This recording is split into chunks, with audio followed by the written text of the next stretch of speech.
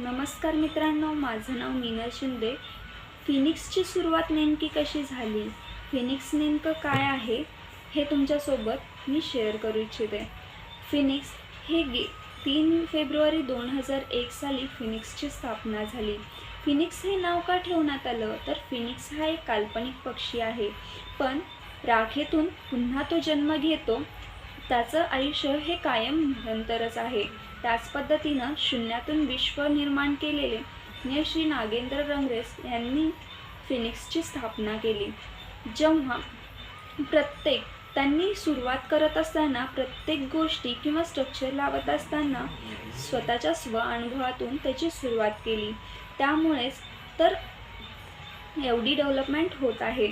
त्याचबरोबर रंगरेस पॅटर्न म्हणजे नेमकं काय, तर आपल्याला थोडक्यात सांगायचं झालं तर आपल्याला एखादं स्किल घ्यायचं असेल तर आपण काय करतो, जर आपल्याला एखादी स्किल मिळवायची असेल तर आपण कॉलेजमध्ये जातो, शाळेमध्ये जातो.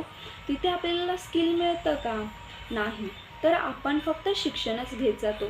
मग शिक्षण म्हणजे नेमकं काय, तर शिक्षण म्हणजे आपली एखादी गोष्ट ही अमुक आहे किंवा अशा पद्धतीनं आहे हे सांगितलं जातं, ते म्हणजे शिक्षण.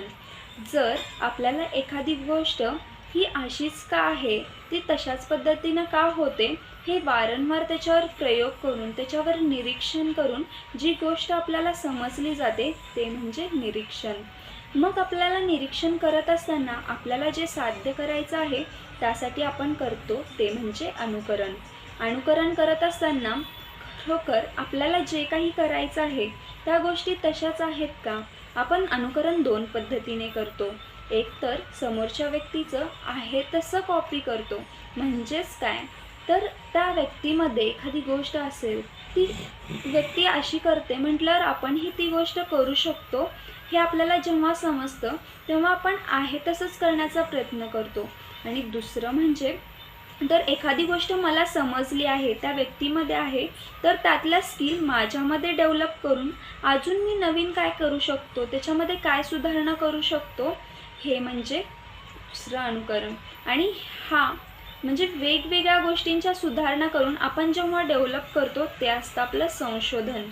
त्यामुळे आपल्याला स्किल जर आपल्याला डेव्हलप करायच्या असतील तर निरीक्षण, अनुकरण आणि संशोधन ह्या गोष्टी आपल्या अंगी बाणवायला पाहिजेत, तरच आपण आपला स्किल डेव्हलप करू शकतो. थँक्यू. ह्या सगळ्या स्किल डेव्हलप केल्या जातात त्या फिनिक्समध्येच. आता आपण एखाद्या ठिकाणी हॉटेलमध्ये गेलो तर आपण त्यांना विचारतो की तुमच्या हॉटेलचं स्पेशल काय आहे. तसं कॉम्प्युटर क्षेत्रामध्ये नाव बोलायला गेलं तर निघतं ते आपसुकच फिनिक्सचं. पण फिनिक्सचं नेमकं स्पेशल काय आहे, तर फिनिक्सचं स्पेशल आहे ते म्हणजे PPSD म्हणजे part of process with skill development. आपण एक कामाचा भाग बनून आपला स्किल डेव्हलप करणं. सहसा समाजामध्ये किंवा आजूबाजूला बघायचं गेलं तर आपल्या बिझनेसच्या आयडिया कोणीच देत नाही. पण PPSD मधून जी सुरुवात झाली, मी थोडक्यात सांगायचं झालं तर ट्रेनिंगची सुरुवात म्हणजेच, तर आता एखादा व्यक्ती आपल्याला जर एखादा बिझनेस वाढवायचा असेल तर एकटं काम करून चालत नाही. त्याच्यासाठी अजून अनेक माणसं आपल्याला जोडावी लागतात. त्यातूनच इतरांनाही मोठं करण्यासोबत आणि बिझनेस वाढवण्याचा नागेश सरांचा कल होता. त्यातूनच ट्रेनिंग सिस्टीम उदयास आली, जेणेकरून इतरही तयार होतील आणि बिझनेसही वाढत जाईल.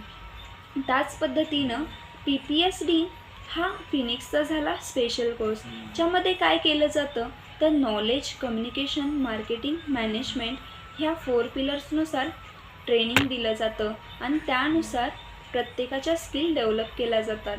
जर आपल्याला टॉप लेवलचा जॉब करायचा असेल किंवा आपल्याला बिझनेस करायचा असेल तर आपल्याकडं नॉलेज हे हवंच.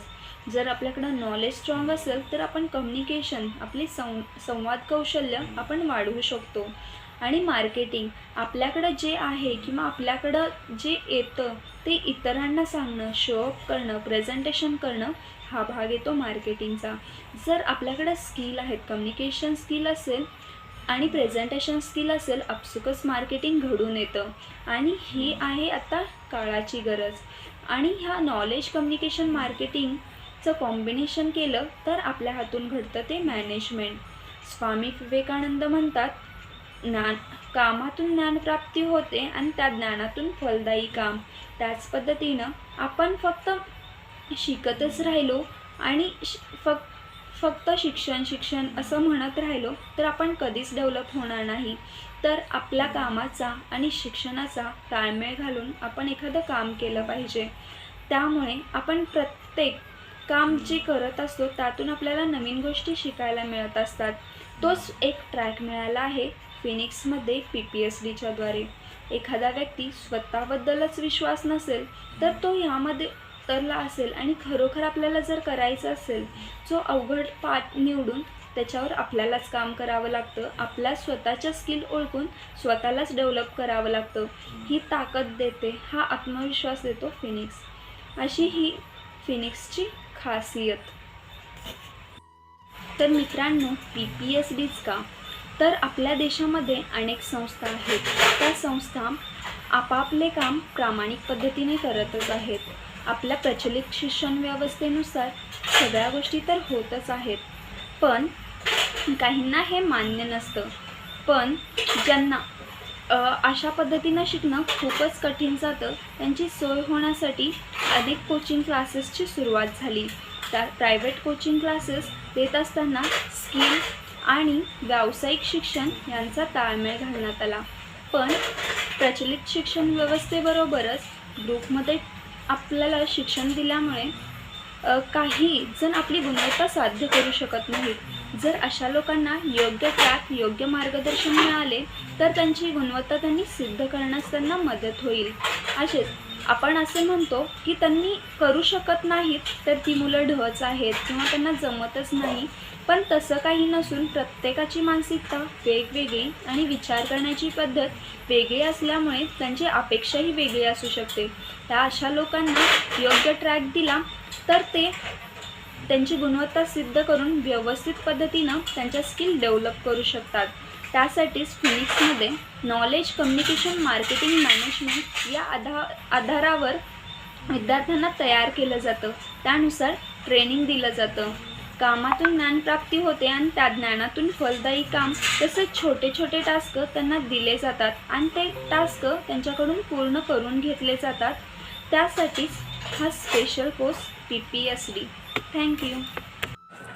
हाय, गुड इव्हनिंग फ्रेंड्स. आज मी फिनिक्स क्लासमधील फीडबॅक ह्या स्ट्रक्चरवर बोलणार आहे. तर फीडबॅक म्हणजे काय? तर फीडबॅक आपण टेक्स्ट किंवा व्हिडिओच्या माध्यमातून सुद्धा आम्ही देतो. मग त्यामध्ये संध्याकाळच्या वेळेला आम्ही देतो. मग त्यामध्ये आम्ही दिवसभर जे वर्क केलं आहे मग त्याचं ॲनालिसिस त्यात सांगतो किंवा जे काही केलं आहे त्याचा एक्सपिरियन्स आम्ही फीडबॅक व्हिडिओमध्ये सांगतो. मग ते फीडबॅक व्हिडिओ करताना जे आमचा मोबाईल धरतात मग त्यांना पण समजते की नेमकं आम्ही काय करत आहे किंवा फीडबॅकच्या माध्यमातून घरच्यांना पण समजतं की आम्ही दिवसभर नेमकं काय काय वर्क केले. त्यानंतर आम्हालाही समजतं की आपण आज काय काय वर्क केलं आहे, अजून आपल्याला काय काय करायला पाहिजे. त्यानंतरनं फीडबॅक करताना कॅमेरा फेसिंग स्ट्रॉंग होते, स्टेज डेअरिंग, त्यानंतरनं प्रेझेंटेशन स्किलही स्ट्रॉंग होते. त्यामुळे फीडबॅक व्हिडिओ खूप महत्त्वाचा ठरला जातो. Thank you. Hi friends, good evening. आज मी फिनिक्स क्लासमधील पर्सनल टीचिंग या स्ट्रक्चरवर बोलणार आहे. तर पहिल्यांदा पर्सनल टीचिंग म्हणजे काय हे सांगते. तर काही जण आपल्या कॉलेजमध्ये किंवा स्कूलमध्ये म्हणजे त्यांच्या वर्गात जे त्यांना प्रश्न पडतात किंवा त्यांच्या ज्या शंका असतात ते विचारायला, म्हणजे समोरच्या शिक्षकांना विचारायला त्यांनी घाबरतात. त्यांच्यामध्ये धाडस नसतं.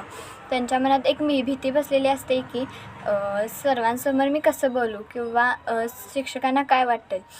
तर ही भीती त्यांच्या मनात बसलेली असते. त्यामुळं त्यांच्या ज्या मनात ते शंका असतात किंवा ज्यांना ते प्रश्न पडलेले असतात ते त्यांची उत्तरं त्यांना मिळत नाहीत. त्यांच्या शंकांचं निरसन होत नाही. त्यामुळे नागेश सरांनी फिनिक्स या क्लासमध्ये हा कॅम्प्युटर क्लास आहे. त्यामुळे इथलं सर्व नॉलेज हे प्रॅक्टिकल मिळतं. तसेच एक शिक्षक, एक विद्यार्थी आणि एक कॅम्प्युटर अशी सिस्टीम आहे, ज्यामुळे स्टुडंट हे डायरेक्टली शिक्षकांना, म्हणजे पर्सनल टीचिंग असल्यामुळे डायरेक्टली शिक्षकांना जे त्यांना प्रश्न पडल्यात किंवा त्यांच्या शंका आहेत ते लगेच त्यांनी विचारू शकतात व त्यांचे निरसन होऊ शकतं. याचा फायदा असा होतो की त्यांना जे प्रश्न पडतात किंवा शंका पडतात हे त्यांचं म्हणजे ते डाऊट असतात ते क्लिअर होतील. त्यामुळे फिनिक्स या क्लासमध्ये पर्सनल टीचिंग ही सिस्टीम आहे. त्याचा फायदा खूप छान होतो. थँक्यू. हाय, गुड इव्हिनिंग फ्रेंड्स. आज मी फिनिक्स क्लासमधील प्रेझेंटी बुक या स्ट्रक्चरवर बोलणार आहे. तर पहिल्यांदा प्रेझेंटी बुक का मेन्शन करावे किंवा हे स्ट्रक्चर का फॉलो करावं हे सांगते. तर प्रेझेंटी बुकमध्ये सर्व स्टुडंटचा डाटा त्यामध्ये सगळा डिटेलमध्ये मेंटेन केला जातो. जसं की त्यांची ॲडमिशन डेट, बर्थ डेट, त्यानंतर त्यांचं संपूर्ण नाव आणि त्यांचा कोणता कोर्स आहे, त्यांना कोण शिकवतात, त्यानंतर त्यांचा फोन नंबर, त्यांचा प्रत्येक महिन्यातील कितीचा म्हणजे फीचा इन्स्टॉलमेंट आहे किंवा नील झाले की नाही हे त्याच्यावरनं सगळं समजते. आणि त्यानंतर प्रेझेंटी बुक म्हणजे प्रेझेंटी रोज का घ्यावी स्टुडंट अँड ट्रेनरची, त्यावरनं स्टुडंट अँड ट्रेनर रोज प्रेझेंट राहतात का नाही हे कळतं. आणि जास्तीत जास्त ॲब्सेंट कोण राहतात किंवा प्रेझेंट कोण राहतात हे पण कळतं. त्यामुळे आपण त्याच्यावर काम करून जास्तीत जास्त ॲब्सेंटी कमी करण्याचा प्रयत्न करतो. थँक्यू. हाय, गुड इव्हिनिंग फ्रेंड्स. आज मी फिनिक्स क्लासमधील स्टुडंट सॅटिस्फिकेशन या पॉईंटवर बोलणार आहे. तर स्टुडंट सॅटिस्फिकेशन म्हणजे काय, तर जे स्टुडंट येतात मग त्यांना व्यवस्थित टीचिंग होते का नाही, त्यांच्याकडे दुर्लक्ष तर होत नाही ना, त्यानंतर त्यांचे प्रोजेक्ट त्यांच्या टीचर करून घेतात का, त्यानंतर त्यांचे डेली जे कोर्स कंटेंटमध्ये पॉईंट आहेत त्याप्रमाणे टीचिंग होते का, त्यानंतर त्यांची रेग्युलर साईन घेतली जाते का, व त्यांचे जे त्यांनी आगाऊपणा दे किंवा सत्याचे प्रयोग या दिवशी म्हणजे ह्या दिवशी प्रेझेंट राहतात का, त्यानंतर त्यांना शिकवलेलं नेमकं समजते का. मग हे सर्व जाणून घेण्यासाठी त्यांच्याकडनं आम्ही स्टुडंट फीडबॅक म्हणजे त्यामध्ये आम्ही 20 पॉईंट घेतो. मग त्यामध्ये त्यांना आता मी सांगितलं जे कॉमन पॉईंट, त्यांना रेग्युलर टीचिंग होते का, साईन घेतात का, किंवा प्रेझेंटी 5 मिनिटं इन्फॉर्मेशन त्यांना सांगितली जाते का, स्टुडंट फ्रायडेला इन्फॉर्मेशन सांगतात का, ह्या सर्व गोष्टी त्या फीडबॅकमध्ये असतात. त्यामुळे स्टुडंट सॅटिस्फिकेशनवर जे निगेटिव्ह पॉईंट येतात त्याच्यावरनं स्टुडंट सॅटिस्फिकेशनवर काम करणे सोपे होते व स्टुडंटना जास्तीत जास्त खुश ठेवण्याचा प्रयत्न करतात, त्यांना जास्तीत जास्त नॉलेज देण्याचा प्रयत्न करत असतो, ज्यामुळे ते त्यांच्या नॉलेजमध्ये डेव्हलपमेंट किंवा अपडेट होईल. Thank you. Hi friends, good evening.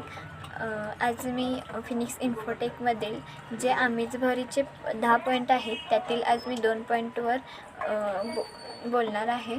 तर पहिला पॉईंट असा आहे की शिक्षणाची गोडी वाढवण्यासाठी आगाऊपणा डे. म्हणजेच काय, तर जे आपण शिक्षण घेत असतो मग त्यामध्येच आपला इंटरेस्ट वाढवण्यासाठी त्यामध्ये आगाऊपणा करायला लावतात. म्हणजेच काय, सॅटर्डे दिवशी आमच्या इथं आगाऊपणा डे असतो.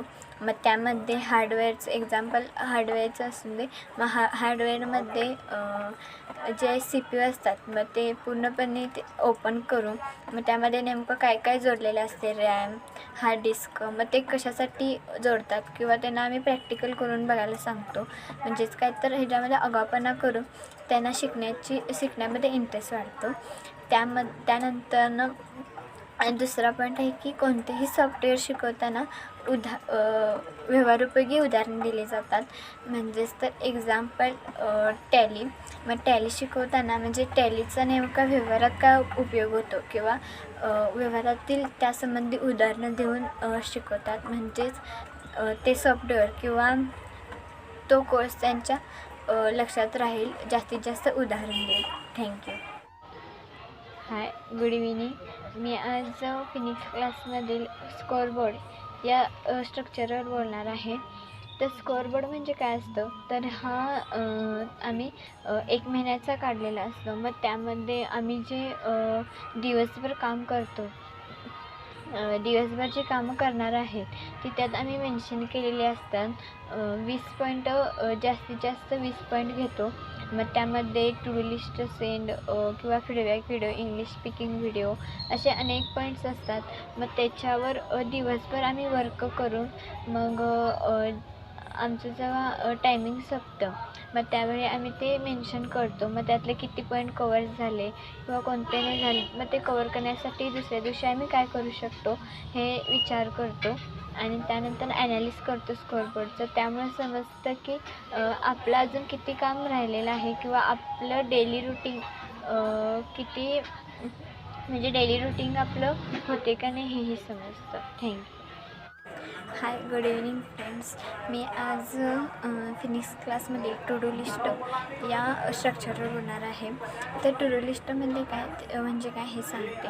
तर आम्ही क्लासला जायच्या आधी जे आम्ही दिवसभर कामं करणार आहे किंवा जे आम्हाला करायचं नाही आहे, मग पहिल्यांदा टू डू लिस्ट म्हणजे आम्ही जे करणार आहे त्याची लिस्ट बनवतो आणि त्यानंतर नॉट टू डू लिस्ट म्हणजे आम्हाला जे करायचं नाही आहे किंवा ते केल्यावर काय आम्हाला फायदा होणार नाही याची लिस्ट काढतो.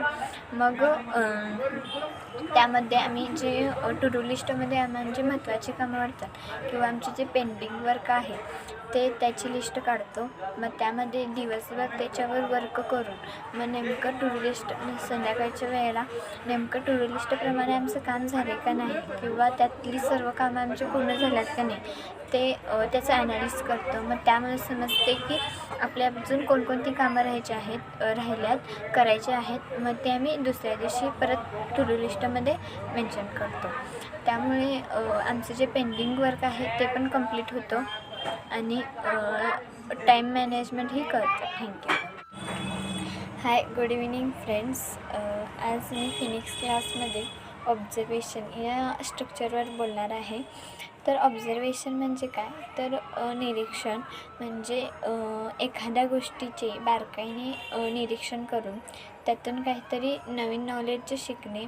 मग तसंच आमच्या इथं ऑब्झर्वेशन हे स्ट्रक्चर आहे. मग त्यामध्ये जे नवीन ट्रेनर येतात किंवा सिनियर पण येतात तेव्हा त्यांना 4 तास येतात. मग त्यातलं 1 तास त्यांना ऑब्झर्वेशन करायला सांगतात. मग ऑब्झर्वेशन नेमकं कशाचं करायचं, तर जेव्हा सिनियर किंवा आपले ज्युनियर शिकवत असतात बॅचेसना, मग नेमकं त्यांनी कोणत्या टेक्निकने शिकवतात, नेमकं त्यांनी कसं शिकवतात, कोणकोणती उदाहरणे देऊन शिकवतात जे करून स्टुडंटना ते लवकर समजतं. त्यानंतर स्टुडंटशी त्यांनी नेमकं कसं कम्युनिकेशन त्यांनी करतात किंवा त्यांच्या शंका त्यांनी कसा निरसन करतात याचं ऑब्झर्वेशन करायला लावतात. त्यानंतर जे क्लासचं स्ट्रक्चर आहे त्याचंसुद्धा ऑब्झर्वेशन करून त्यातल्या बऱ्याच गोष्टी शिकायला मिळतात. त्याचबरोबर ऑब्झर्वेशन केल्यामुळे त्या गोष्टीचं बारकाईनं ऑब्झर्वेशन केल्यामुळे त्या गोष्टीतील सर्व गोष्टी सर्व नॉलेज समजतं, नवीन आयडिया मिळतात. त्यामुळे फिनिक्स क्लासमध्ये ऑब्झर्वेशनला खूप महत्त्व दिलं जातं. थँक्यू. नमस्कार मित्रांनो, माझं नाव मिनल शिंदे. मी फिनिक्स IT सोल्युशन इथे असते. फिनिक्स IT सोल्युशनमध्ये आम्ही विद्यार्थ्यांना अभ्यासक्रमाबरोबर कम्प्युटर ज्ञान घेत असताना व्यावहारिक ज्ञान घेण्यासाठी ज्ञान कसं घेतलं जाईल यासाठी आम्ही एक उपक्रम राबवला आहे, तोच म्हणजे सत्याचे प्रयोग. तुम्हालाही वेगळं वाटलंच असेल ना. जेव्हा आपण एखादं ज्ञान घेतो, माझा एक प्रश्न आहे तुम्हाला सर्वांनाच. आता आपण प्रत्येकजण शिक्षण हे घेतच असतो, पण घेतलेलं शिक्षण खरोखर व्यवहारोपयोगी आहे का हे आपण खरोखर चेक करतो का हो? नाही ना. तर तेच आमच्या इथं चान्स आहे तो म्हणजे तुम्ही जे काय घेत आहात ना ते खरोखर व्यवहार उपयोगी आहे की नाही ते चेक करणं. म्हणजेच काय तर प्रचलित शिक्षण व्यवस्था बरोबर नाही असं समाजात वारंवार म्हटलं जातं, पण आपल्या पाल्याला शिकण्यासाठी प्रेरित केलं जातं. पण पालकांचा कल असतो फक्त शिका शिका शिका, पण असं न करता खरोखर ते जे ज्ञान घेत आहे ते व्यवहार उपयोगी आहे का नाही हे चेक करून त्यांना कामास प्रवृत्त केले पाहिजे. जोपर्यंत आपण एखादं काम करत नाही तोपर्यंत त्याबद्दल आपल्याला काहीच गोष्टी माहीत होत नाहीत. तसंच सध्याच्या प्रयोगमध्ये आम्ही प्रत्येक विद्यार्थ्याला तो स्वतः कसा डेव्हलप होईल, तो स्वतः व्यवहारातली माहिती गोळा करून आणून ती कशी इम्प्लिमेंट करेल, खरोखर आपण जे काही शिकलो आहोत ते व्यवहारात कसा त्याचा वापर होतो हे त्यांच्या मनात प्रश्न पडायला पाहिजेत आणि त्या पद्धतीनं त्यांनी काम करायला पाहिजे. यासाठी आम्ही सत्याचे प्रयोग राबवतो. म्हणजेच काय तर तुम्ही जे काही शिक्षण कॉम्प्युटरबरोबर जे व्यावहारिक ज्ञान घेतात त्याचे वेगवेगळे प्रोजेक्ट करणं, तेच व्यवहारात जाऊन प्रेझेंट करणं, जेणेकरून त्यांची प्रेझेंटेशन स्किल वाढेल, लोकांच्या ओळखी वाढतील आणि त्यांनी बोलण्यासाठी तयार होतील आणि स्वतःच्या कामाचं प्रेझेंटेशन करतील, यावर आमचा फोकस असतो. अशाच पद्धतीनं जोपर्यंत व्यवहारातलं ज्ञान खरोखर आपण घेत असलेलं ज्ञान व्यवहार उपयोगी आहे की नाही हे कळत नाही तोपर्यंत आपण कुठल्याच कामाची सुरुवात करत नाही. तेच शिकण्यासाठी आणि चेक करण्यासाठी वेगवेगळे प्रयोग केले जातात आणि त्यातून प्रत्येक विद्यार्थी हा तयार होत असतो. त्यामुळे स्वामी विवेकानंद असं म्हणतात की कामातून ज्ञानप्राप्ती होते आणि त्या ज्ञानातून फलदायी काम. त्यामुळेच आपण ज्ञान घेतोय त्याचबरोबर ते इम्प्लिमेंट देखील त्याची कृतीमध्ये आणलं पाहिजे, तरच आपल्या त्या ज्ञानाचा उपयोग आहे.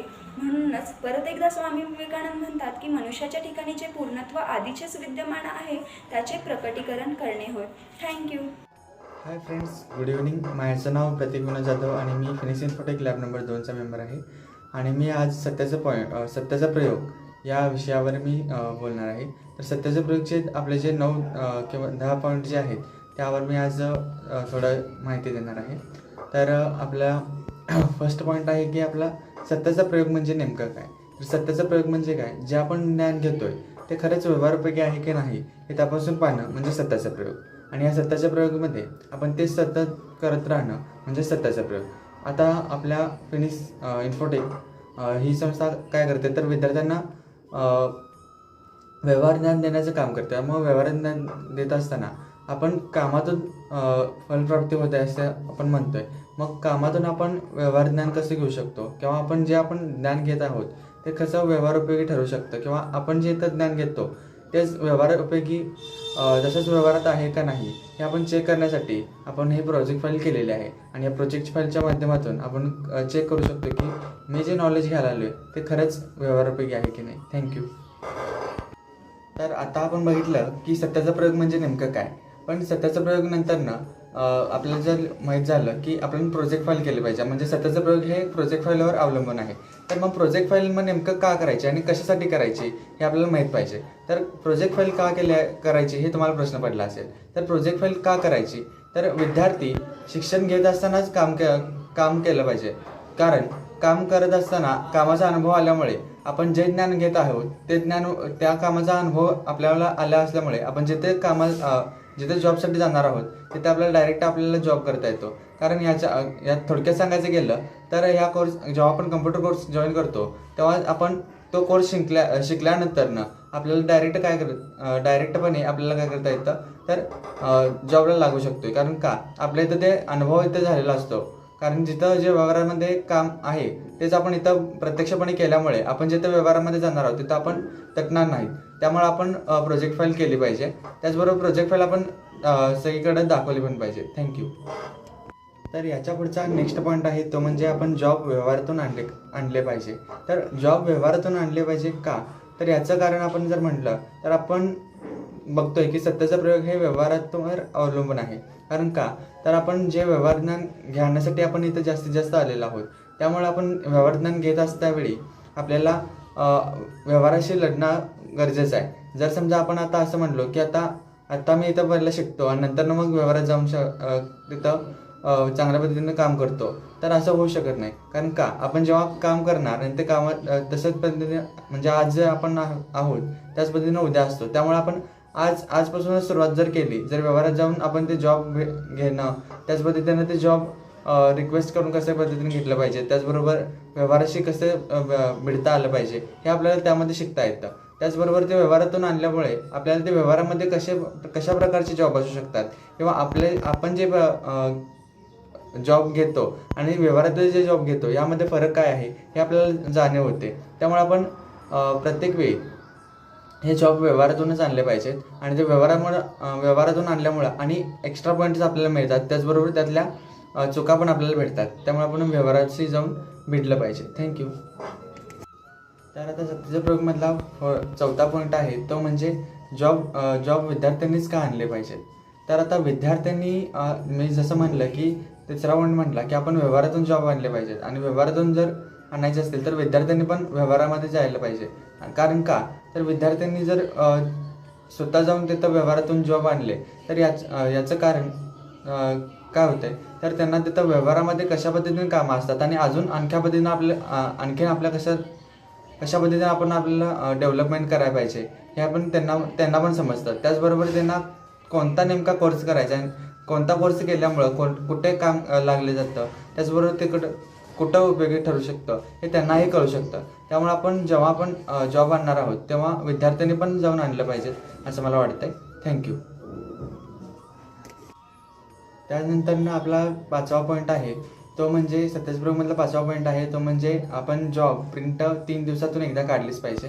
कारण विद्यार्थी जेव्हा एखादा ऑप्शन शिकतात, डेली आपण एक ऑप्शन शिकतोच, असे 3 दिवसातून 3 ऑप्शन जर झाले आणि ते 3 ऑप्शनचा आपण एक प्रोजेक्ट जरी तयार केला, 3 दिवसातून एक प्रोजेक्ट जरी तयार झाला, तो प्रोजेक्ट तयार केल्यामुळं तो ऑप्शन आपल्याला काय आहे नेमका आणि त्याचा वापर कशा पद्धतीने व्यवहारामध्ये केला जातो हे आपल्याला कळतं. आणि त्यामुळे आपण ते 3 दिवसातून एक प्रोजेक्ट करायचा आणि तो लगेच प्रिंट काढून आणायचा. तो आणल्यानंतर तो व्यवहारामध्ये पुन्हा दाखवल्यामुळं आपल्याला काय अजून चुका आहेत हे आपल्याला लवकर लक्षात येतं आणि त्यामुळं आपण तिथल्याच त्या चुका रिपेअर करू शकतो. आणि त्यातून काय चुका झालेल्या आहेत हे आपल्याला व्यवहारातून दाखवून आणल्यामुळं तिथं सजेशन मिळाल्यामुळं आपण त्या चुका रिपेअर करू शकतो. त्यामुळं आपण हे 3 दिवसातून एक प्रिंट आपली काढलीच पाहिजे असं मला वाटतं. थँक्यू. मी आज तुम्हाला सांगणार आहे ते स्ट्रक्चरबद्दल. नेमकं आपल्या क्लासचं स्ट्रक्चर काय आहे आणि त्या पद्धतीने आपण कसं काम करतो. फर्स्ट आहे ते म्हणजे प्रेझेंटी बुक का तर डेली स्टुडंट येतात पण आपण त्यांचा रेकॉर्ड पण ठेवायला पाहिजे. ते किती दिवस प्रेझेंट असतात, किती दिवस ॲब्सेंट असतात, याच्यावरून आपल्याला हे समजते की त्यांचा आपण कोर्स पण त्यांचा बघू शकतो की त्यांनी किती महिन्याचा कोर्स करत आहेत आणि त्यांचा कोर्स किती चांगला आहे हे पण समजतं. त्याचबरोबर आपण हे काढू शकतो की त्यांनी प्रेझेंट असतात तर त्यांना डेली टीचिंग होतं काय आणि ॲब्सेंट असतात तर का असतात. त्यांच्याकडून आपलं ॲप्लिकेशन लेटर घेऊ जेव्हा आपण त्यांचं फाईल चेकिंग करतो त्यावेळी आपल्याला समजतं की त्यांचा कोर्स अजून ताणलेला आहे की कंप्लीट झाला आहे. त्याचबरोबर त्यांना पण आपण सांगू शकतो की तुमचा कोर्स एवढा आहे. डेली टीचिंग होत असल्यामुळं त्यांचं डेटनुसार आपण त्यांना टीचिंग करतो आहे. डेली टीचिंग झालं तर आपल्याला हे बरंच आहे त्यांचा कोर्स पण लवकर कंप्लीट होतो आहे. तुम्हाला स्ट्रक्चरबद्दल सांगणार आहे ते म्हणजे 5 मिनिट इन्फॉर्मेशन. 5 मिनिट इन्फॉर्मेशन हे नेमकं का आहे, त्या पद्धतीचं सांगण्याचा उद्देश काय आहे तर जेव्हा इथं म्हणजे नवीन ब्रँच ओपन केली तेव्हा 5 मिनिट इन्फॉर्मेशन का तर दररोज स्टुडंट येतात, त्यांचं कोर्स म्हणजे ते त्यांच्या व्यतिरिक्त त्यांना काही एक्स्ट्राचं माहिती मिळावं यासाठी आपण 5 मिनिट इन्फॉर्मेशन प्लस त्यांचं स्टेज डेअरिंग वाढावं, कम्युनिकेशन स्किल इम्प्रूव्ह हवे. कारण कोणत्याही ठिकाणी जर गेले आपले स्टुडंट हे कोणत्याही ठिकाणी कमी पडायला नको, त्यामुळे आपण 5 मिनिट इन्फॉर्मेशन हे घेत असते. त्याच पद्धतीने त्यांची एक्स्ट्राचं जे नॉलेज आहे ते पण इम्प्रूव्ह होते. 5 मिनिट इन्फॉर्मेशन घेतल्यामुळे सगळ्यात त्यांना मॅनेजमेंटचे स्किल जे आहेत प्लस एक्स्ट्राची माहिती आहे हे त्यांना समजते. थँक्यू. Good morning. मी तुम्हाला स्ट्रक्चर सांगणार आहे ते DSI म्हणजे नेमकं काय आणि सरांनी तर काय आहे. DSI म्हणजे डेली स्मॉल इम्प्रूव्हमेंट. आपण आधी जे करत नव्हतं ते आधी करत आहे. प्रत्येक गोष्टी डेली स्मॉल इम्प्रूव्हमेंट आपण करत असल्यामुळे DSI म्हणजे आपला छोटा असू दे किंवा मोठा असू दे तर DSI आपला असतो म्हणजे त्यामध्ये आपण काहीतरी इम्प्रूव्ह करू शकतो आहे आणि आपण स्वतः इम्प्रूव्ह होतो तर म्हणजे ट्रेनर स्टुडंट असतो त्यांना आपण डेव्हलप करू शकतो. त्यामुळे सरांनी DSI ही सिस्टीम इथं क्लासमध्ये आणली आहे. थँक्यू. समोर आपल्या क्लासच्या जॉब प्लेसमेंटबद्दल काही अनुभव शेअर करणार आहे किंवा त्याबद्दल काही माहिती सांगणार आहे. आपल्या क्लासमध्ये वेगवेगळे कोर्सेस आहेत जसे की DTP असेल, DOA असेल, ॲडव्हान्स टॅली, बेसिक टॅली, परत TMO आहे आणि असं ॲटोकॅड आहे. असे भरपूरसे कोर्सेस आहेत जे आपल्या क्लासमध्ये सांगत तेवढे कमीच आहेत. आणि त्याचा एक फायदा आपल्याला असा होतो की आपल्याला प्रत्येक कोर्सची वेगवेगळी माहिती मिळते. म्हणजे मी स्टार्टिंगला ज्या वेळेला आपल्या क्लासमध्ये आले होते त्याला मला फक्त आपला टॅली आणि MO हे दोनच कोर्स माहीत होते. पण ज्यावेळेला मी ट्रेनिंगला आले त्यावेळेला मला ॲटोकॅडबद्दल सीबद्दल किंवा DTPमध्ये काय असेल DTP हे मी क्लासमध्ये पहिल्यांदा आल्यावर ऐकले होते. आणि असा पण कोर्स असतो किंवा ॲटोकॅडचा पण असा पण कोर्स असतो हे मला क्लासमध्ये आल्यावर किंवा ट्रेनिंगला आल्यावर समजलं. आणि त्या प्रत्येक कोर्सबद्दल पण थोडं का असेना पण थोडी बेसिक माहिती तरी माहिती आहे. आणि आपल्या क्लासमध्ये जसे की वेगवेगळे कोर्सेस आहेत, आपल्या क्लासमध्ये वेगवेगळ्या फील्डचे वेगवेगळ्या साईडचे ॲडमिशन होतात. मग ते ॲडमिशन का होतात किंवा जे काय आपल्या क्लासमध्ये स्टुडंट येतात एखादा कोर्स करण्यासाठी ते कशासाठी येतात, तर मेन म्हणजे प्रत्येकाला कोणत्या तरी जॉबची गरज असते. स्पेशली जे 12वी झालेली असते किंवा जे ग्रॅज्युएट कंप्लीट केलेले असतात त्यांच्यासाठी मेन म्हणजे त्यांना जॉबची गरज असते. आणि त्यासाठी ते प्रत्येक म्हणजे कोणता ना कोणता वेगवेगळा कोर्स करत असतात. मग तसेच आपल्या क्लासमध्ये पण वेगवेगळे कोर्स अवेलेबल आहेत आणि त्या कोर्सशी रिलेटेड वेगवेगळे जॉब हे अवेलेबल आहेत. जसं की आपण जर DOA कोर्स करत असेल किंवा टॅली कोर्स करत असेल, टॅली कोर्ससाठी किंवा DOA कोर्ससाठी आपल्या क्लासमध्ये अकाउंटिंगसाठी जॉब आहे किंवा जे काही बसलेले का म्हणजे जे काही आपल्याला कम्फर्टेबल वाटेल असं आपण जॉब अवेलेबल करून देतो आपल्या स्टुडंट्सना. आणि स्टुडंट्सच्याबद्दल असं एक पॉझिटिव्ह वातावरण निर्माण होते किंवा माइंडसेट निर्माण होते की क्लासबद्दल ते पॉझिटिव्ह होतात. आणि क्लासची जी काही आपली पब्लिसिटी असेल किंवा मार्केटिंग असेल ते आपल्याला आपले स्टुडंट करण्यासाठी मदत करतात. आणि जॉब प्लेसमेंट आपल्या क्लासमध्ये अवेलेबल आहे. जसं की आपल्या नागे सरांच्याकडे वेगवेगळ्या प्रकारचे जॉबचे ऑफर येत असतात. मग ते आपण स्टुडंट्सना टीचिंग करून किंवा इन्क्वायरी पण ज्यावेळेला आपण घेत असतो, इन्क्वायरीचा पहिला प्रश्न असा असतो की तुम्ही जॉब लावून देणार आहात का, किंवा लावून दिला तरी पण मग कुठे देणार, कशा पद्धतीचा असेल. मग आपला जॉब आपण देणारा जॉब किंवा स्टुडंट करणारा जॉब हा त्यांच्याशी कोर्सशी रिलेटेड असतो. जर ते DTP कोर्स करत असतील तर तो डिझायनिंगशी रिलेटेड असू शकतो. DOA किंवा टॅली करत असतील तर तो अकाउंटिंगशी किंवा अदरचा असू शकतो. आणि जर CAD करणार असतील तर ते त्यांचं आपले जे काही घराचे प्लॅन वगैरे असतात ते कशा पद्धतीने क्रिएट करायचं किंवा ते तयार. मला यशस्वी उद्योजक बनायचे आहे. त्यासाठी मला मैत्री करता आली पाहिजे. मी सर्वच लोकांचा आदर करतो. अगदी माझ्या विरोधी बोलणाऱ्यावर सुद्धा माझं प्रेम आहे. मी यशस्वी उद्योजक बनण्यासाठी सतत प्रयोग करत असतो. त्यासाठी नवीन ज्ञान घेण्याबरोबर ते ज्ञान व्यवहारोपयोगी आहे का ते तपासत असतो. तसेच व्यवहारातील गोष्टींचे निरीक्षण करून त्यातून मला नवीन काही शिकायला मिळतं का हे तपासून पाहत असतो. मला निसर्गाकडून, समाजाकडून, गुरुजनांकडून, मित्रांकडून, वडीलधाऱ्यांकडून, माझ्या विद्यार्थ्यांकडून तसेच माझ्या प्रतिस्पर्ध्यांकडून खूप काही शिकायला मिळतं. कोणतेही काम करत असताना मी त्यात स्वतःला झोकून देऊन काम करतो. सतत नवीन कामाच्या शोधात असताना जुन्या कामाची उजळणी करत असतो. नवीन लोकांशी मैत्री करणे आणि जुने लोक टिकवणे या गोष्टी मी जपत असतो. माझा प्रत्येक विद्यार्थी किमान 10 नवीन ॲडमिशन देईल व मी स्वतः महिन्यातून किमान 10 नवीन ॲडमिशन आणेन यासाठी प्रयत्न करत असतो. त्यासाठी मी स्वतःला सतत सांगत असतो की माझ्यामध्ये आत्मविश्वास भरपूर आहे. मी निसर्ग, सरकार व समाज यांच्या नियमांचा आदर करतो, पण कोणाबद्दलही भीती बाळगत नाही. आणि या सर्वांचा फायदा करून घेण्यासाठी यांच्याशी मैत्री करतो. आणि जेथे जेथे मला शंका येते तेथे या सर्वांना प्रश्न विचारणे, उत्तर मिळेपर्यंत प्रश्न विचारणे आणि उत्तर मिळाल्यानंतर ते माझ्या व्यक्तिमत्वामध्ये उतरवून माझा आत्मविश्वास आणखीन वाढवणे हा मी माझा धर्म समजतो. माझी प्रत्येक कृती ही समाजोपयोगी व देशाच्या विकासासाठी असली पाहिजे या दृष्टीने मी जागृत असतो. माझा आत्मविश्वास इतका बलवान आहे की समाजातील बरेच लोक माझा आदर्श घेतात. शरीराचा व्यायाम, बुद्धीचे व्यायाम आणि मनाचा व्यायाम ह्या सतत कराव्या लागणाऱ्या गोष्टी आहेत हे मला समजले असल्याने मी माझ्या मनात कोणालाही घाण पावलाने प्रवेश करू देत नाही. त्यासाठी कुरघोडी, निंदानालस्ती, तक्रारी, ईर्ष्या, द्वेष या गोष्टीपासून मी स्वतःला आणि माझ्या परिवाराला लांब ठेवण्याचा प्रयत्न करतो. सतत ध्येय डोळ्यासमोर घेऊन मी काम करत असल्यामुळे अर्जुनाला जसं पोपटाचा डोळा करून बाकीचं काही दिसत नाही तसंच मला माझे ध्येय सोडून काहीही दिसत नाही. आणि कधी माझ्या ध्येयापासून मी लपू नये यासाठी मी समाजाला, माझ्या परिवाराला व माझ्या मित्रमंडळींना माझ्या ध्येयात सामील करून घेतो. ध्येयप्राप्तीसाठी लागणारे सर्व प्रयत्न मी करायला तयार आहे. ध्येय निश्चिती आणि त्यासाठी काम करण्याशिवाय आयुष्यात दुसरं काहीही काम नाही. ध्येयाच्या प्राप्तीसाठी प्रयत्न करत असताना आनंदी राहणं, विनोदी वृत्ती जोपासणं हेच माझं व्यसन आहे. मला ध्येयाचं इतकं व्यसन लागले आहे की त्यासाठी मी काहीही करायला तयार आहे. कष्टाविना फळ ना मिळते हे वाक्य कायम माझ्या मनात कोरले आहे आणि आयुष्याचा हा मंत्र झाला आहे. पण मी फळ मिळवण्यासाठी आधीच नाही, उतावीळ नाही.